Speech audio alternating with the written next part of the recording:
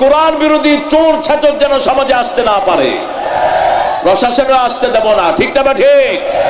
ইউনূস মিয়া 3 দিন আগে কিছু ফালতু লোক ঢুকেছে উপদেষ্টা, আমরা বললাম হবে না, হবে না, সিনেমার লুচ্চাগুলোকে ঢুকতে দেব না। আমাদের প্রতিবাদের মুখে আল্লাহ সরাইছে ওই শয়তানদের। ইউনূস সাহেব, আপনি পরামর্শ নেবেন, আমরা যারা রক্ত দিয়েছি আমাদের কাছ থেকে। আমরা রক্ত না দিলে আপনি বসতেও পারতেন না। আমাদের আন্দোলনের কারণে আপনারা বসেছেন এই চেয়ারে, ঠিক কিনা? অতএব উল্টা পাল্টা কাউকে নিয়োগ দিবেন না। রাজনীতি তো বুঝেন না, ঘোড়ার ডিম। যারা বুঝে তাদের পরামর্শ নেবেন।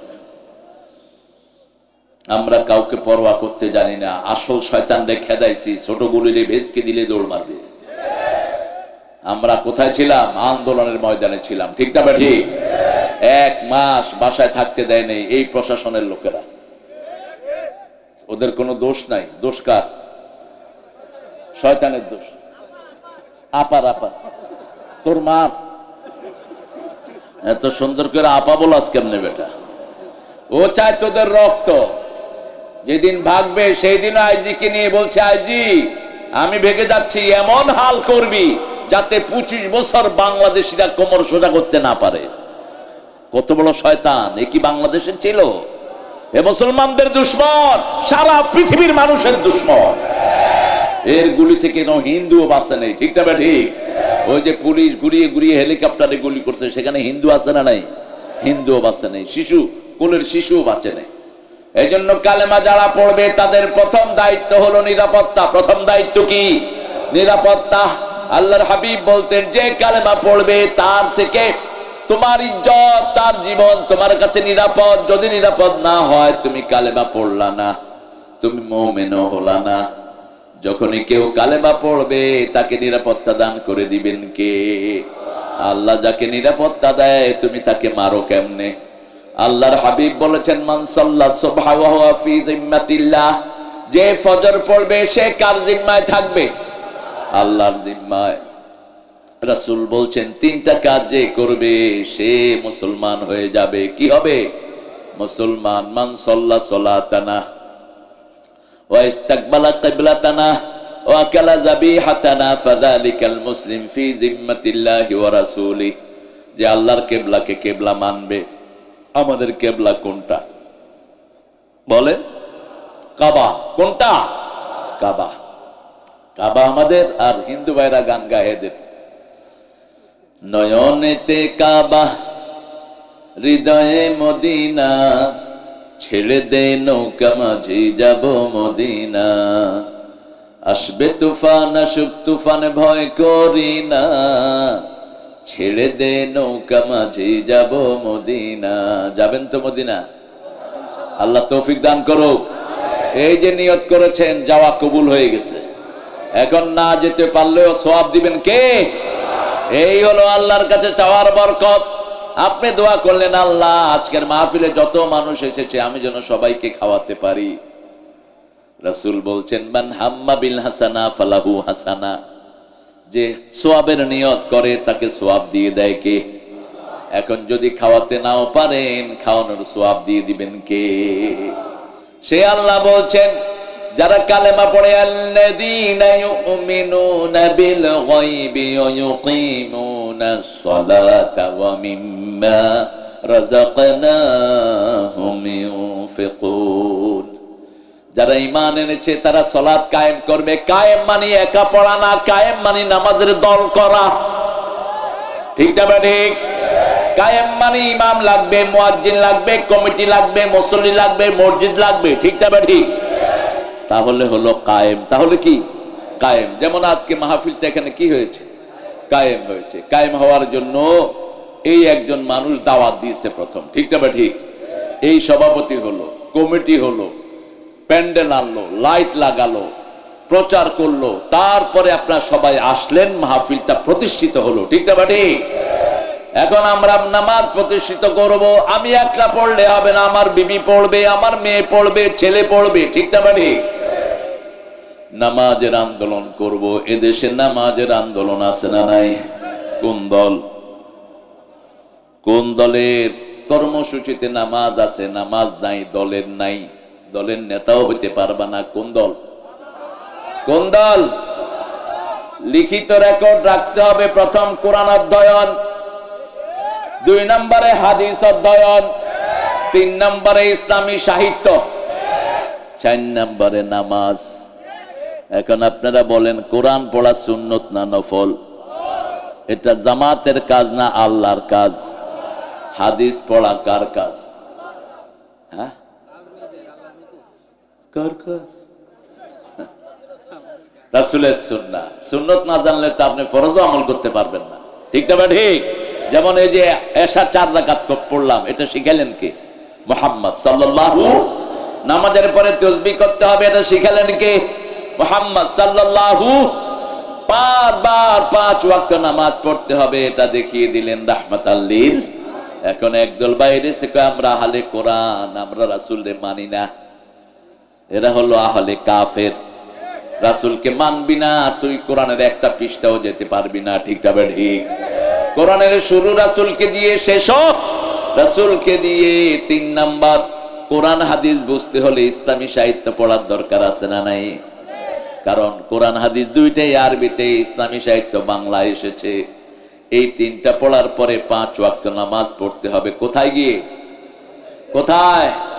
মসজিদে গিয়ে পড়লে ওটাকে কি বলা হয়? জামাতে নামাজ। জামাতে নামাজ। বরিশালের এক লোককে ডাকতেছে, জামাত দাঁড়াইছে, ভাই জামাতে আসেন। হে কয়, আমি আওয়ামী লীগ করি। ওই পাঠা বুঝে নাই জামাত নাকি। মওদুদী সাহেবকে রহমত, ধন্যবাদ দিয়ে, এত সুন্দর একটা নাম তিনি নিয়েছেন।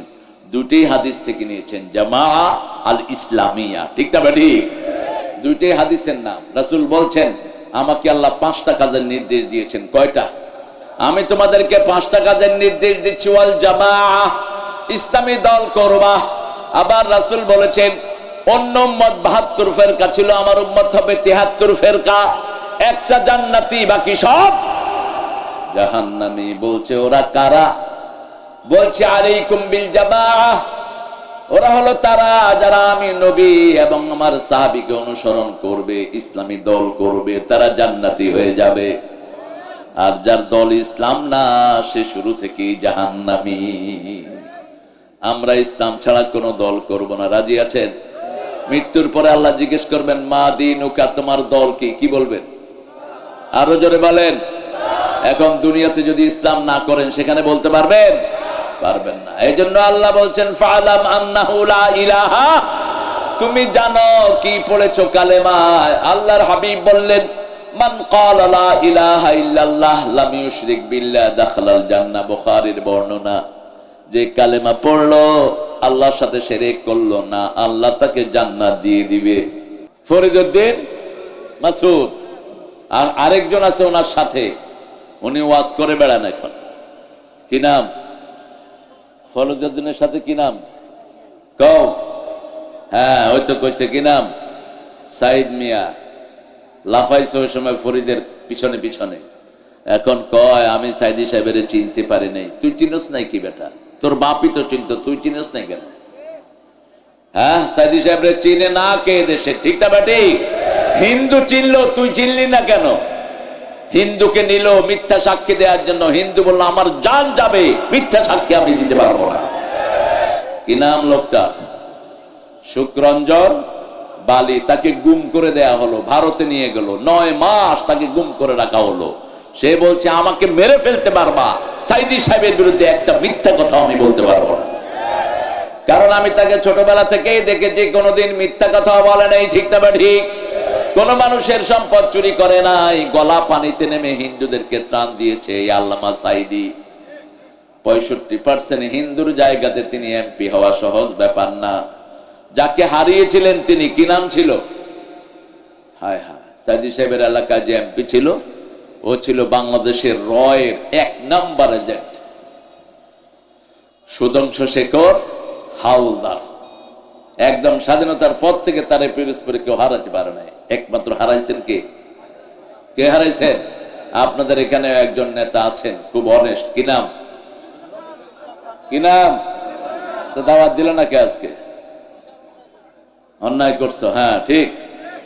রফিক, কত মামলা, কত জেল খাটা মানুষ, এই এই 15টা বছর তাকে বাসায় থাকতে দেয়া হয়নি।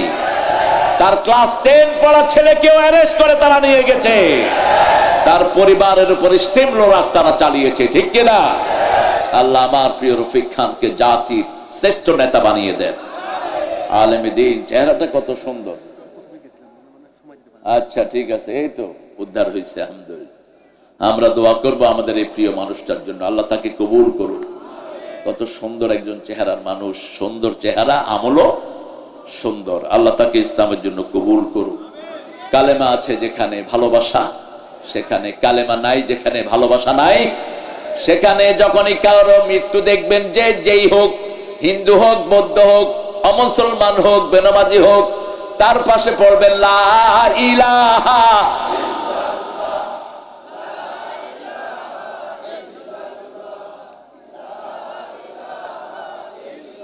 লা ইলাহা ইল্লাল্লাহু।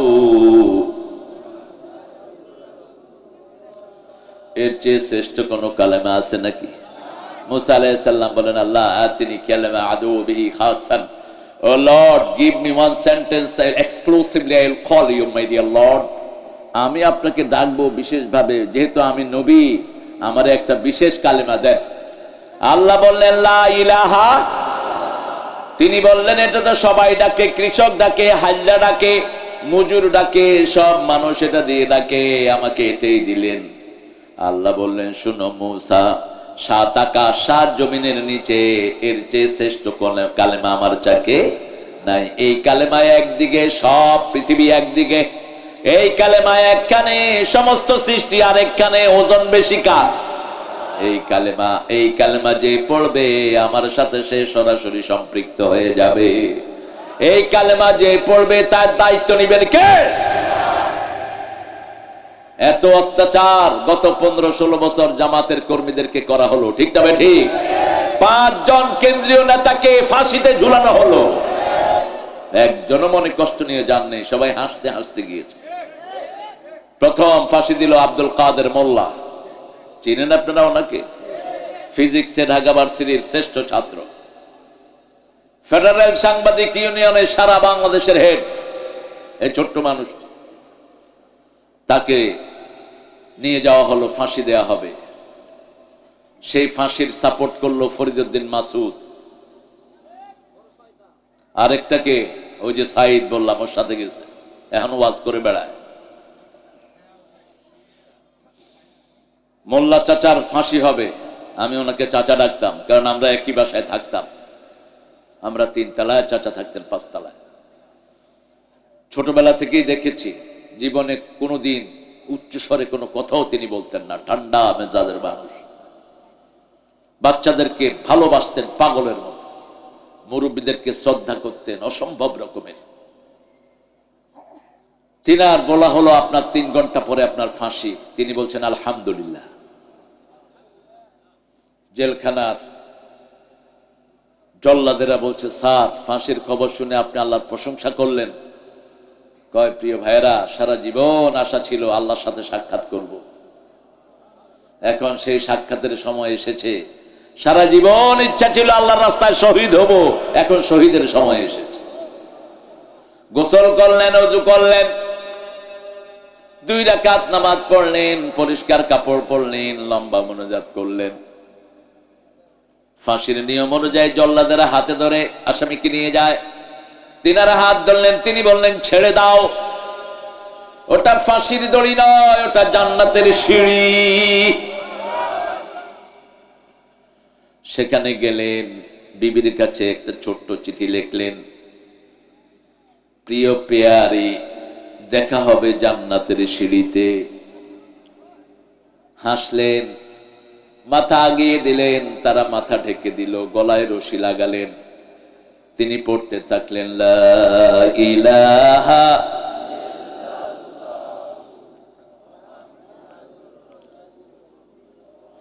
রাসূল বলছেন, যার শেষ কালেমা হয় লা ইলাহা ইল্লাল্লাহ, তার সব মাফ করে দেন কে?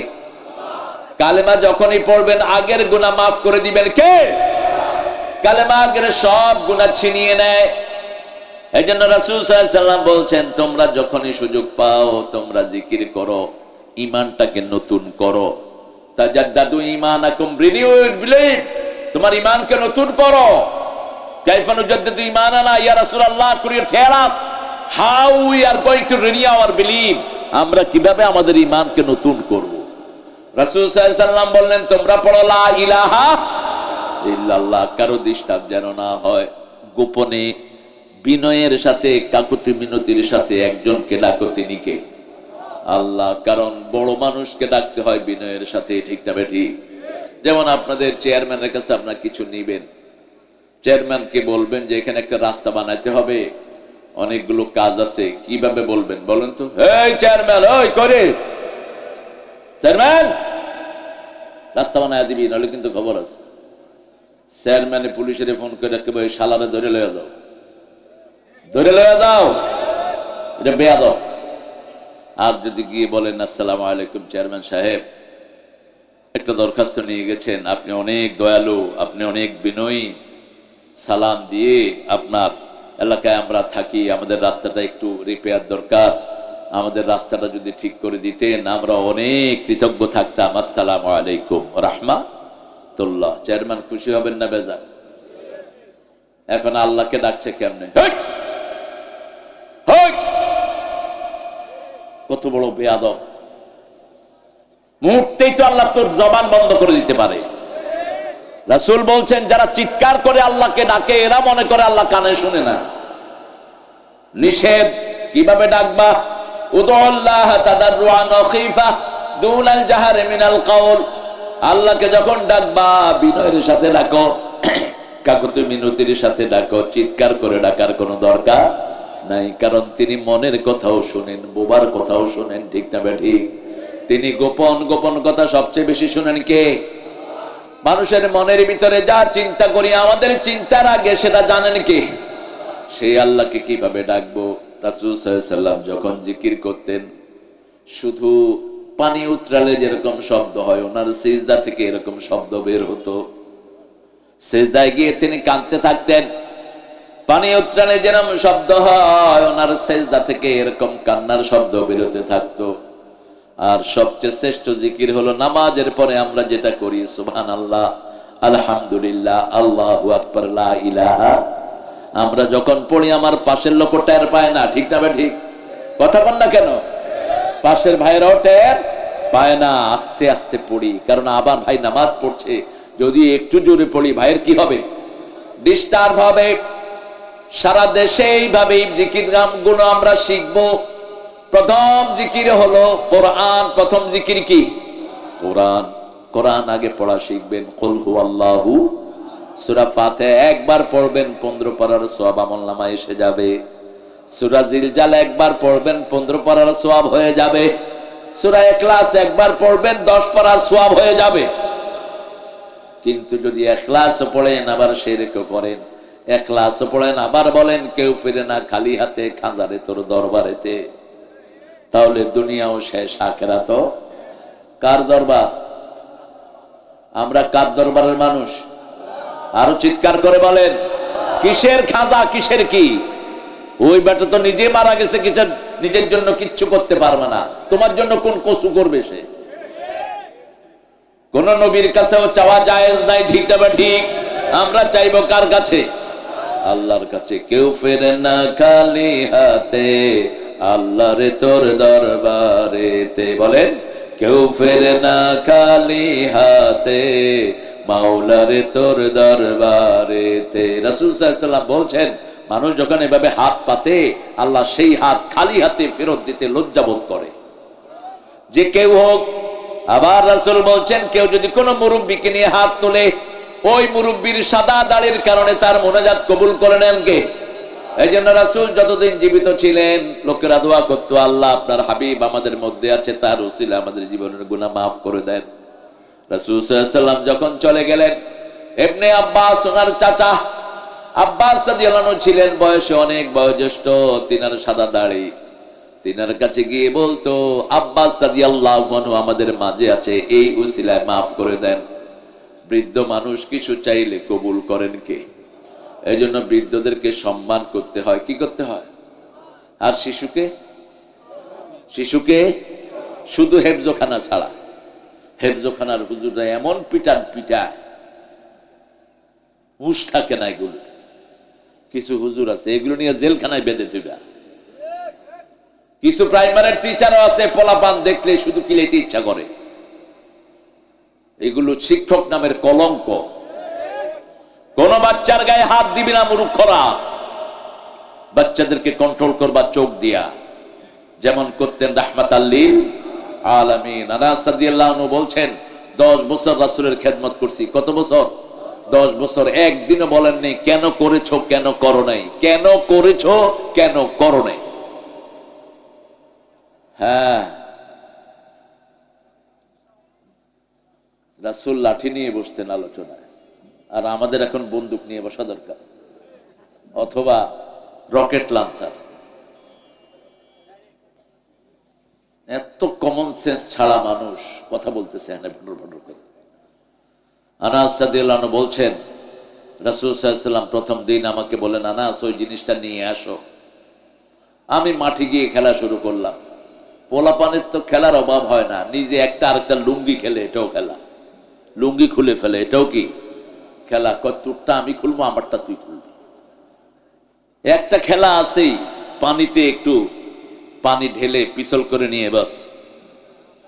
এটা কি কি খুশি সব সেই প্লেয়ার গল। আপনারা সবাই এই কামে ছিলেন। ছোটবেলায় পানি দেখলে পানি আছে যেখানে পোলাপান আছে, কিসের লুঙ্গি কিসের কি, আগে গোস। শহরের ছেলেগুলো হয় ফার্মের মুরগি, এদের রোগ ছাড়ে না। করোনাতে শহরে বেশি মরছে না গ্রামে? কেন? শহরের গুলো অস্বাস্থ্যকর, হাঁটা চড়া যায় না, সব ব্রয়লার। আর গ্রামের এরা সব দেশি ফ্রিল্যান্স। উঠেই দিছে দৌড়, কদ্দুর গিয়া দেখে লুঙ্গি নেই। আরে গেল কই? ওই যে রাত্রে ঘুমাইছে লুঙ্গি শেষ, আবার গিয়ে নিয়ে আসে। এই গ্রামের ছেলের জন্য স্বাস্থ্য ভালো থাকে।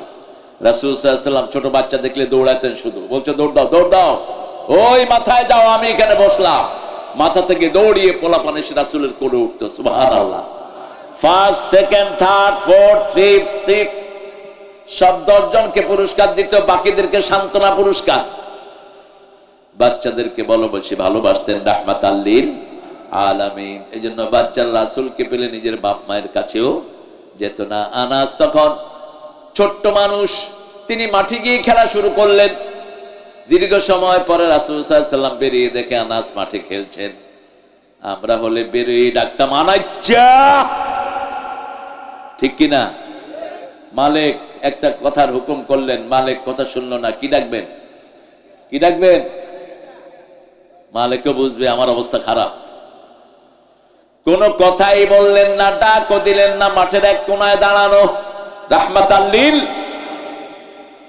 অনেকক্ষণ পরে আনাসের চোখ পড়েছে। আনাস রাদিয়াল্লাহু আনহু বলছেন, আমি আস্তে করে রাসূলের পেটের কাছে এসে দাঁড়িয়ে থাকলাম। রাসূল আমার চেহারার দিকে তাকিয়ে একটা মুস্কি হাসি দিলেন, মাথায় হাত বুলিয়ে বললেন, আনাস তোমাকে যেই কাজের কথা বলেছিলাম আমি সেটা নিজেই করে ফেলেছি, তুমি তোমার খেলাটা শেষ করে নাও। আনাস আনাস বলছেন, সারা জীবনে আমি রাসূলের ওই মুচকি হাসির শাসন আমি ভুলিনি। সারা জীবন আমি রাসূলের ওই মুচকি হাসি মনে রেখেছি। আনাসের জন্য রাসূল দোয়া করেছেন, আল্লাহুম্মা বারিক ফি মালিহি হায়াতি, হে আল্লাহ তার সন্তান সন্ততি তার ব্যবসা বাণিজ্যের ভিতরে আপনি বরকত ঢেলে দেন। আনাস রাদিয়াল্লাহু আনহুর পরিবার একটা গ্রাম ভর্তি ছিল, ওনার ছেলে মেয়ে নাতি দিয়ে একটা গ্রাম ভর্তি ছিল। আমরাও রাসূল সাল্লাল্লাহু আলাইহি ওয়াসাল্লামের সুন্নাত মানবো। আমাদের ছেলেদের মতো ব্রেইনি ছেলে দুনিয়ার কোন দেশে নাই। বিগত 20 বছর সারা দুনিয়ায় হেফজতে ফার্স্ট হয় কারা? জোরে বলেন। কেন এই বাচ্চাগুলোকে মারো? আজকে কত বাচ্চা স্কুলে ধ্বংস হয়ে যাচ্ছে, স্কুলগুলোর দিকে তাকালে বড় মনে কষ্ট হয়। গত পরশুদিন মাওনায় আমার মাহফিল, আমি মাহফিলের সময় থাকলে একটু আগে আসি, এটাই করতেন আল্লামা সাইদি। আমি দেখতাম ওনাকে 3-4 ঘন্টা আগে মাহফিলে চলে যেতেন। চাচা এত আগে আসলেন কেন? কয় জানো না মাহফিল কমিটি কি টেনশনে থাকে, যখন প্রধান অতিথি চলে যায় ওদের আর কোনো টেনশন থাকে না, ওরা খুশি হয়, এই যে খুশি হয়েছে, খুশি ওরা।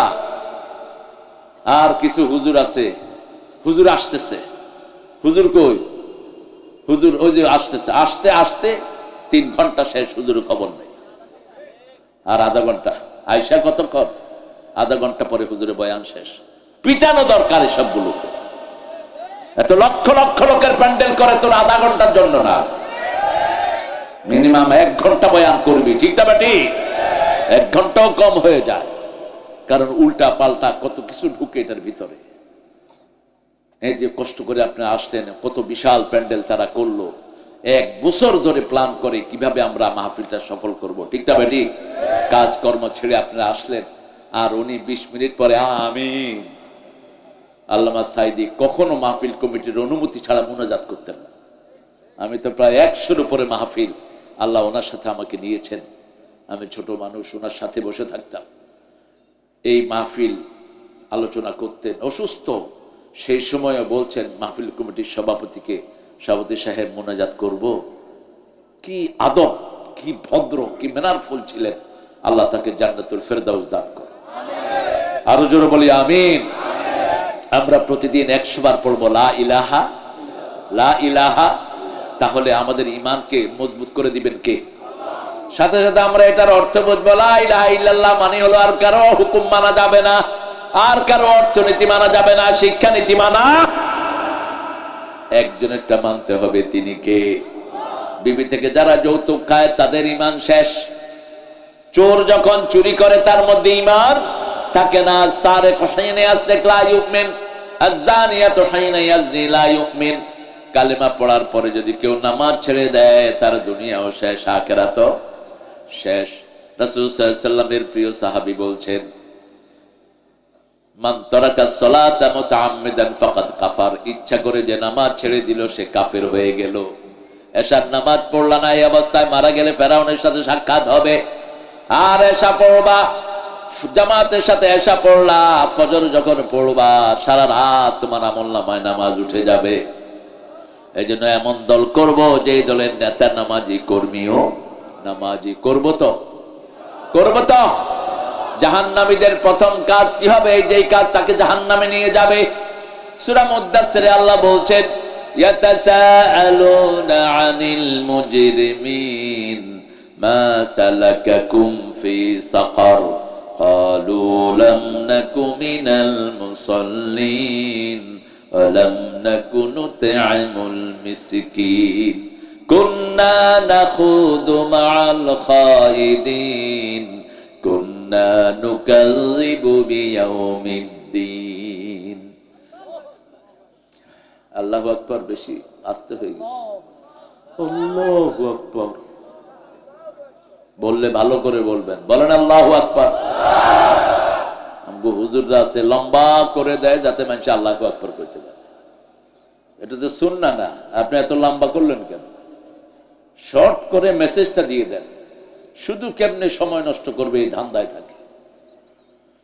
মানুষকে জিজ্ঞেস করা হবে কেন জাহান্নামী হলা? মানুষ বলবে আমরা নামাজি ছিলাম না, আমরা মুসল্লি ছিলাম না, নামাজের দল করি নাই, একা একা নামাজ পড়েছেন, আপনার নামাজ কবুল হওয়ার সম্ভাবনা ক্ষীণ। রাসূল বলছেন যে আল্লাহর দিকে দাওয়াত দেয় না তার নামাজ কবুল হবে না। আনা আমরুকুম বিখামসিন ওয়াল্লাহু আমারানি বিহি। আমি তোমাদেরকে 5টা নির্দেশ দিচ্ছি, আল্লাহ 5টা নির্দেশ দিয়েছেন। আল জামাআহ, ইসলামী দল করবা, ওয়াস সামিআ, শুনবা, আল হিজরাহ, আল জিহাদ ফি সাবিলিল্লাহ, ওয়াত তাআহ, শুনবা মানবা, তারপরে হিজরত করবা, জিহাদ করবা। ইসলামী দল থেকে যে 1 বিগত বেরিয়ে যায় তার গলা থেকে ইসলামের দড়ি খুলে ফেলা হয়। ওমান দাআ বিদাওয়াল জাহিলিয়াহ, যে ইসলাম ছাড়া অন্য কিছুর দিকে ডাকে সে জাহান্নামী। কার কথা? কার কথা? ইসলাম ছাড়া অন্য কিছুর দিকে যে ডাকে সে জাহান্নামী। সাহাবায়ে কেরাম বললেন, লোকটা যদি নামাজ পড়ে রোজা রাখে, রাসূল সাল্লাল্লাহু আলাইহি ওয়াসাল্লাম বললেন নামাজ পড়লো, রোজা করলো, ধারণা করলো মুসলমান, তারপরেও যেহেতু তার দাওয়াত ইসলামের দাওয়াত না, সে কোথায় যাবে? জোরে বলেন। আল্লাহ আমাদেরকে আপনি বাঁচিয়ে দেন, আরো জোরে বলি আমিন। এই জন্য আমরা কালেমা পড়বো, কালেমাটা আছে কিনা একটা চেক করব। রাতে শোয়ার সময় চিন্তা করব, আজকে তো কারো হক মারি নেই, আজকে তো কোনো কবিরা গুনাহ করি নাই, আজকে তো কারো জমির আইল ঠেনি নাই, আজকে তো ওজনে কাউকে কম দেইনি, আজকে তো কারো বাড়িতে আমি আগুন দেইনি, কোনো মেয়ের গায়ে হাত তুলি নেই, কোনো বিবিকে বাজে কথা বলি নেই, কোন প্রতিবেশীর সাথে খারাপ ব্যবহার করে। নামাজ একটা হাজিরা মাত্র। আপনার সামাজিক আচরণ যদি ভালো না হয়, আপনি জাহান্নামী। রাসূলের কাছে এক মহিলার খবর আসলো, মহিলা খুব নামাজি, খুব রোজাদার, কিন্তু প্রতিবেশী তার উপর খুব মনে কষ্ট নিয়ে আছে। রাসূল 3 বার বলেছেন ওই মহিলা জাহান্নামী, জাহান্নামী, জাহান্নামী। কয়বার? 3 বার বলেছেন।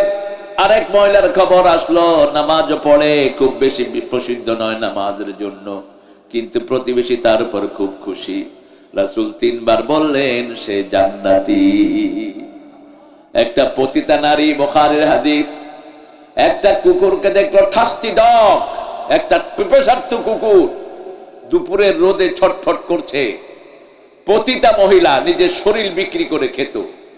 সেই মহিলা দেখলো কুকুর খুব পিপাসায় কাতরাচ্ছে, তার ওন্নাতে তার স্যান্ডেলটা বেঁধে কূপের ভিতরে ফেলেছে। ওই চামড়ার মোজায় যতটুকু পানি উঠেছে চিপে চিপে কুকুরকে খাওয়ালো। কুকুর লেজ লেড়ে লেড়ে প্রতিজ্ঞা করছে, তার শুকরিয়া আদায় করছে।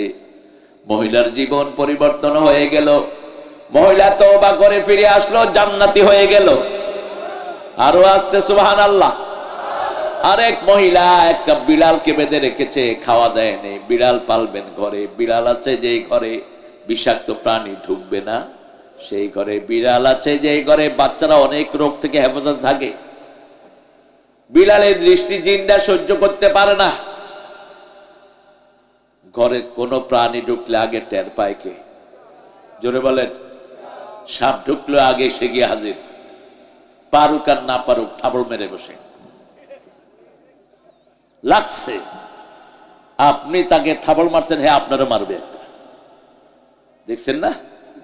আবার যদি একটু আদর করেন কি করবে? একদম শরীরের উপরে গা এলিয়ে দিবে এমনি করে। গত পরশুদিন আগের দিন আমি রাজশাহী ছিলাম এক ঘরে, তো দেখি যে খুব সুন্দর পার্সিয়ান একটা বিড়াল, সাদা, আসে আমাকে দেখতেছে। আমি বললাম কেমন আছেন? খুব খুশি হলো, ঘুরছে। এখন ঘুরে একটু পরে আমার পাশে এসে বসছে।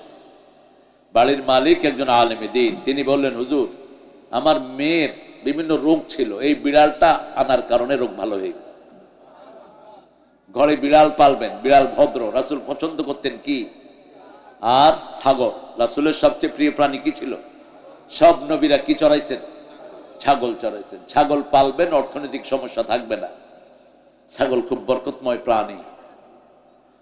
রাসূল সাল্লাল্লাহু আলাইহি ওয়াসাল্লাম যা করতেন আমরা তা করব, আল্লাহ তৌফিক দান করেন। কালেমা আছে যেখানে আমরা আছি। কি হয়েছে এখানে?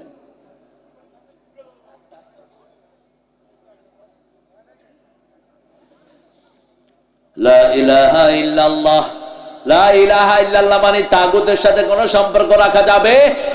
সব না করে দেন, একজন থাকবে, তিনি কে? কোন নেতা মানি না, খেতা মানি না, নেতারা চটে যান, শেষ, হেমুক নেতা, হেমুক নেতা, লিডার, লিডার, সব কি লিডার। সূরা আহজাবে আল্লাহ বলছেন, লোকেরা বলবে ইন্না তা'না সাদাতানা ওয়া কুবারা'না ফাআদাল্লুনা, হে আল্লাহ আমরা আমাদের বড় নেতাদেরকে মেনেছি, লিডারদেরকে মেনেছি, তারা আমাদেরকে গোমরা করেছে। আতিহিম দাফাইন মিনাল আযাব, তাদেরকে আযাব বাড়িয়ে দেন।